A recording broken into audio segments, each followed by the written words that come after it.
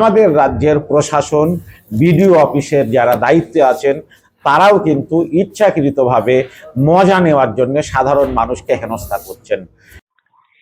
SIR শুনানির নামে হয়রানি বন্ধের দাবিতে কলকাতায় বিশাল মিছিল সংখ্যালঘুদের। সংখ্যালঘু মুসলিম সম্প্রদায়ের মানুষেরা এই মহামিছিলে নির্বাচন কমিশনের বিরুদ্ধে গর্জে ওঠেন।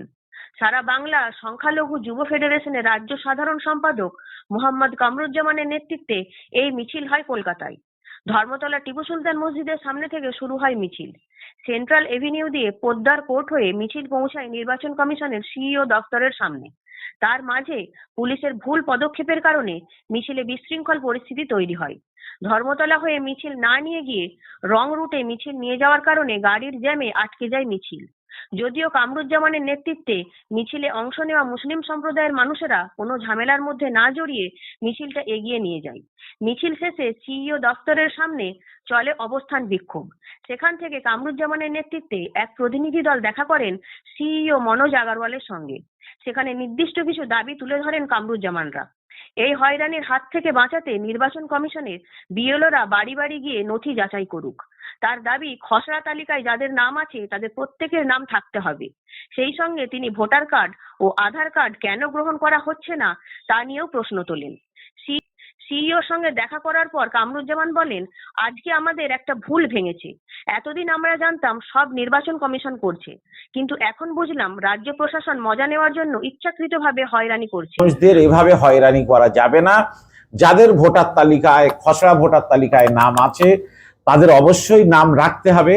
কারণ আমি যদি অভিযোগ আসে তাহলে নির্বাচন কমিশন তাদের বাড়িতে গিয়ে তাদের কাছে বলবেন যে আপনার নামে এই অভিযোগ আছে। নির্বাচন কমিশন থেকে একটা বিষয় আমরা স্পষ্ট ধারণা পেলাম যে ইআরও যদি মনে করেন বা এইআরও যদি মনে করেন হিয়ারিং করার পরে যে হ্যাঁ একজন ভোটার নাগরিক প্রমাণপত্র হিসাবে যা কিছু প্রমাণপত্র তিনি সাবমিট করেছেন তার ফলে তার ভোটার তালিকায় নাম রাখা যেতে পারে, এটা একজন এআরওর এই ক্ষমতা আছে, একটা বিডিওর এই ক্ষমতা আছে। আমরা হয়তো ভাবছিলাম সবটা দিল্লি থেকে হচ্ছে, এখন বুঝতে পারছি, তাই তো এখন বুঝতে পারছি যে না, আমাদের রাজ্যের প্রশাসন বিডিও অফিসের যারা দায়িত্বে আছেন তারাও কিন্তু ইচ্ছাকৃতভাবে মজা নেওয়ার জন্য সাধারণ মানুষকে হেনস্থা করছেন। অন্যদিকে শুনানির জন্য নোটিশ পেয়েছেন আইএসএফ বিধায়ক নওশাদ সিদ্দিকী।